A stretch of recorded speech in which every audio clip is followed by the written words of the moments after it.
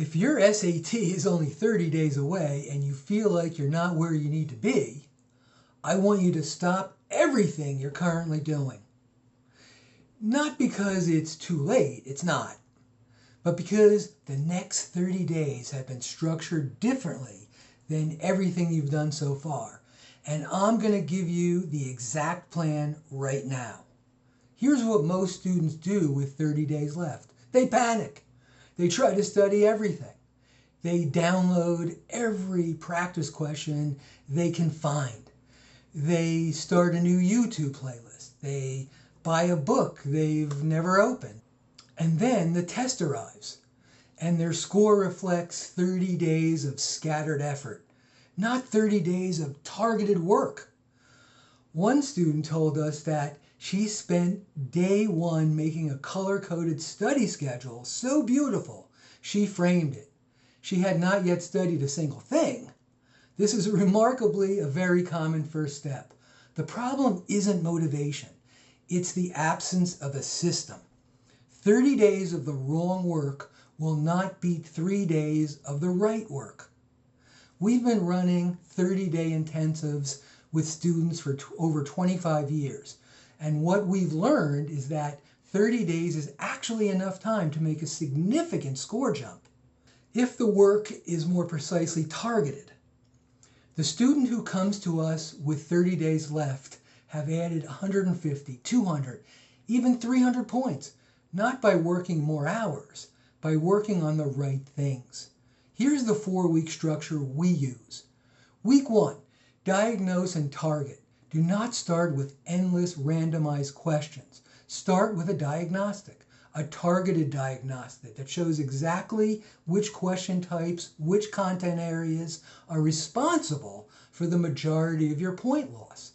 In our experience, most students are losing 60 to 80% of their lost points in 2 or 3 specific categories. Find those categories. Everything else is secondary.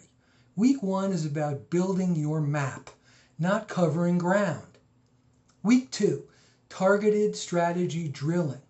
Now you drill specifically, strategically, and purposefully. For SAT math, this typically means systems of equations, word problem translation, and linear function interpretation. For reading, it means inference questions and paired evidence questions, the 2 categories that trip up the most students. For writing, it's punctuation rules, possessives, dependent clauses, parallelisms, and logical transition words. Both are highly repeatable patterns once you know how to spot them. You're not reviewing everything. You're surgically addressing your specific gaps. Week 3, performance training. This is the step most prep programs skip entirely. You now take your strategy knowledge and train it under real conditions. Time pressure, simulated section by section. The goal is building the mental muscle to execute correctly when the clock is running and the pressure is real. Knowing the strategy and performing it under pressure are 2 completely different skills. Week 4, full tests and precision review. But here's the critical part. The test is not the work. The review is the work. Fine-tune your practice regimen to be able to notice the subtleties of finer patterns, key words and phrases, and the ways materials are presented. After each simulated practice test, you spend more time reviewing your efforts than you spend taking the test. You identify every missed question, categorize why you missed it, and drill that category before the next test. That cycle, test, review, target, repeat, is what produces the score you can see on actual test day.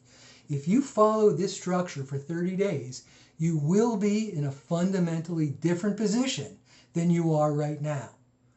Next week, we're going to dive deep into the math section specifically, the patterns that appear over and over, and exactly how to approach each one.